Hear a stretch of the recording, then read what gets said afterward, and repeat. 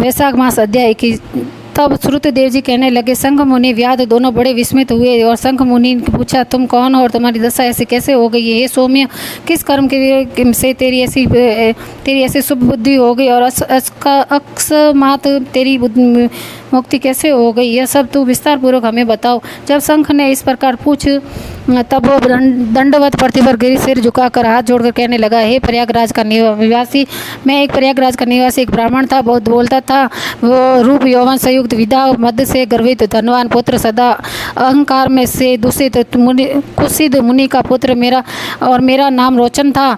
आसन शयन निंद्रा व्यासन अपरिक्रिया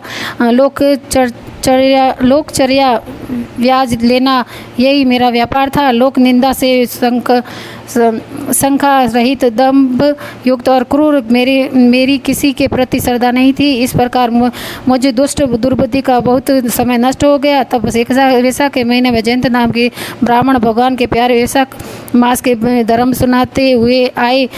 उस क्षेत्र के निवासी पूर्ण कर्मा दिविजय से हजारों स्त्री पुरुष, वैश्य, क्षत्रिय, ध्रुव, शूद्र प्रातः स्नान कर अविनाशी भगवान का पूजन कर रात दिन कथा सुनने लगे। जयंत और कथा कहता था, सब लोग चुपचाप वासुदेव कथा की भगवत की कथा में मन लगा वैशाख धर्म में लगे हुए दम्य और आलस्य छोड़ सब कथा सुनते थे। मैं उस सभा में कौतुक देखने के लिए इच्छा से जाता था। मेरे सिर पर पगड़ी बंधी हुई रहती थी, इसलिए नमस्कार कर मुख से पान चबाते हुए चौगा पहने हुआ जाता। इस प्रकार सभा में जा लोक चर्चा के द्वारा कथा में विक्षेप करने लगता। मेरी लोक वार्ताओं से सब श्रोताओं का मन चलायमान हो गया। मैं कभी कपड़ा फैलाता, कभी निंदा करता, कभी हंसता। जब वे कथा समाप्त होती ऐसे ही करता रहता। उसी दोष के कारण मेरी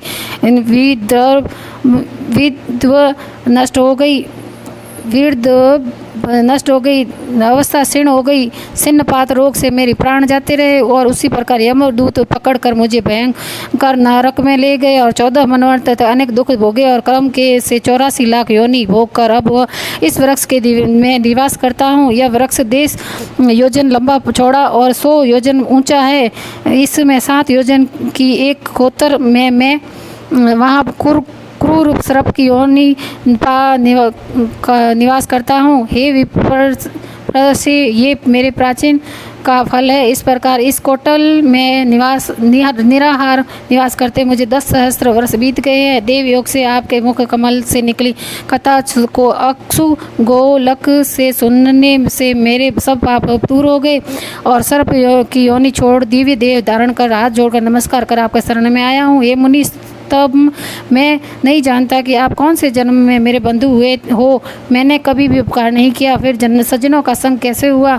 समान चित्त वाले दयावान साधु परोपकार में लगे रहते हैं और मित कभी अन्यथा नहीं होती है। आप मेरे ऊपर आज अनुग्रह करो जिससे मेरी बुद्धि धर्ममयी हो और जिससे गति मिले और विष्णु भगवान के प्रति प्रीति हो। सुदर्शन चक्रधारी भगवान विष्णु को कभी न भूलूं और सदा सच्च चरित्र साधु महात्माओं की संगति रहे। मुझसे कभी अधर्म और अहंकार ना हो। मैं सदा दरिद्र रहूं क्योंकि दरिद्र धनमंदाओं के लिए अजन्य रूप है।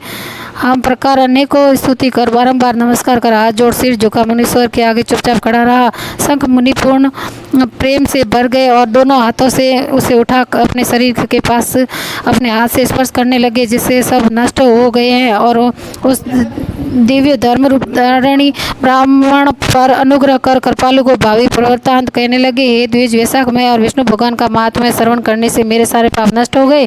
तू कर्म से विवाह लोक में जाकर फिर दर्शान देश में ब्राह्मण के घर जन्म लेगा और वेद शर्मा नाम से प्रसिद्ध होकर सब विद्याओं से विशारद होगा। प्रत्येक जन्म में तेरी अत्यंत जाति स्मृति होगी। इसी स्मरण के अनुबंध से तू संपूर्ण इच्छाओं को त्याग कर वैशाख को उतर विष्णु के प्रिय धर्म करेगा। निर्वर्धन, निद्वंद, निस्पर्श, गुरु भक्त और जितेंद्रिय होकर उस जन्म में तू सदा विष्णु भगवान की कृपा से तत्पर रहेगा। तब तू सिद्धि प्राप्त करके और तू संपूर्ण बंधन से छूटकर योग्य की भी दुर्लभ परम धाम की प्राप्ति तुझे होगी। हे पुत्र डरो मत, तुम मेरी प्रसन्नता से तेरा कल्याण होगा, क्योंकि चाहे हंसी, डर, क्रोध, द्वेष या स्नेह से विष्णु भगवान के नाम का उच्चारण करे तो पापी भी निर्मल हो विष्णु भगवान को जाते हैं। जो श्रद्धा पूर्वक क्रोध को जीत कर जितेंद्र होकर सुनते हैं, उनका भी कहना क्या। जो दयावान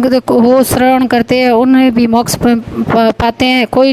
कोई केवल भक्ति से तथा कथा लाभ से तत्पर होकर अपने संपूर्ण धर्मों का त्याग कर देते हैं, वे भी विष्णु के परम पद को पाते हैं। जो कोई भी देवादि के अथवा भक्ति से विष्णु की उपासना करते हैं, वे भी विष्णु लोक को जाते हैं, जैसे पूतना की मुक्ति हो गई।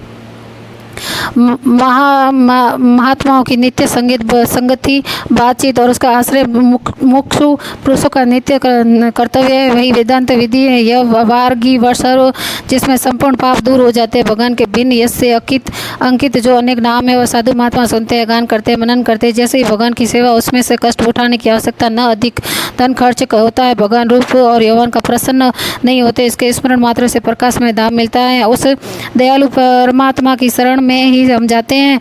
तू भी उसी अनामय नारायण की शरण जा। यह नारायण भक्त वत्सल अव्यक्त मन द्वारा गम्य और दया के समुद्र है। माँ मते वैसा को तरीस संपूर्ण धर्म को कर, उससे जगदीश्वर भगवान प्रसन्न हो तुम्हारा सब तरह मंगल करेंगे। ऐसा कह मुनिवर चुप हो गए। तब याद ने देख विस्मित हो वह दिव्य पुरुष मुनीश्वर से कहने लगा। दिव्य पुरुष बोला, हे महाराजा, मैं धन्य हूँ,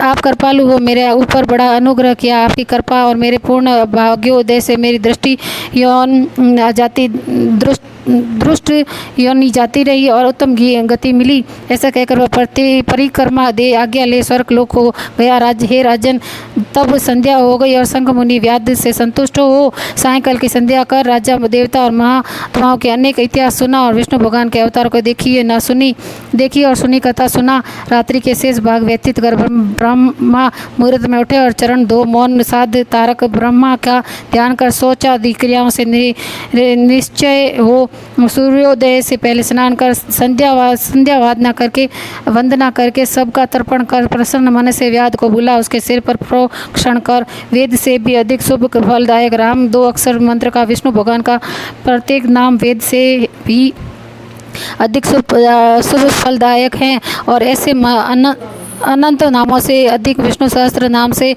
उन सहस्त्र नामों में से भी अधिक राम हैं। इससे हे व्याध तू निरंतर इस राम नाम का जप कर और हे व्याध मरण परंतु इन्हीं धर्मों का पालन करता रह। इससे तेरे जन्म वाल्मीकि ऋषि के कुल में होगा और तू वाल्मीकि नाम से संसार में प्रसिद्ध होगा। व्याध को इस प्रकार समझा बुझा आप दक्षिण दिशा को ले चले। व्याध भी परिक्रमा दे बारंबार नमस्कार कर थोड़ी दूर तक पीछे गया, फिर उनकी वियोग में हाय कर रोने लगा। तब जब तक नेत्रों में ओझल ना हुए तब तक शंख मुनि को देखता रहा। फिर हृदय में उन्हीं की ध्यान करता हुआ कठिनता से रुका और वन को स्वच्छ कर उस मार्ग में प्याऊ लगाया। अत्यंत योग्य विशाखोत्तर धर्म को का करता रहा। वन में केत वनस जामन आदि आम आदि फल बालू का बिछना और छाया आदि से मार्ग में श्राद्ध पथिकों का श्रम को दूर करने लगा। प्रातःकाल स्नान कर रात दिन नाम जप के जैसे व्याध का जन्म पूर्ण कर उसने वाल्मीकि ऋषि के घर जन्म लिया। उसी सरोवर को कर्णु नाम से कोई मुनि दुस्तर तप करते थे, जिन्होंने बाहर सब काम छोड़ दिए थे। उसके शरीर पर बहुत बाल में सर्प की बांबी बन गई थी। उसके शरीर पर बहुत काल से सर्प की बांबी बन गई थी, इसी हेतु वे वाल्मीकि ऋषि कहलाए। फिर तब के अंत में जब कर्णु ऋषि के कानों में स्त्रियों के प्रिय सब सुनाई देने लगे, तब वे उसका चित्त चलायमान होने लगा और एक भील जाति की स्त्री को वाल्मीकि नामक पुत्र उत्पन्न किया। हे राजन, ये वाल्मीकि संसार में बड़े यशस्वी विख्यात हुए। उन्होंने मनोहर छंद में राम और रचक कर संसार में प्रसिद्ध किया। यह राम कथा सब कर्म बंधनों को काटने वाली है। श्रुतदेव जी बोले, वैसा के महात्मा को देखो, थोड़ा देने पर बहुत फल मिलता है। इसी प्रकार व्याध को जूतों का दान करने से दुर्लभ ऋषित्व प्राप्त हुआ। जो कुछ रोमांचक उत्पादक इस पाप नाशक आख्यान को सुनेगा वह औरों को सुनाएगा, उसका जन्म संसार में फिर नहीं होगा। जय हो वैशाख मास की।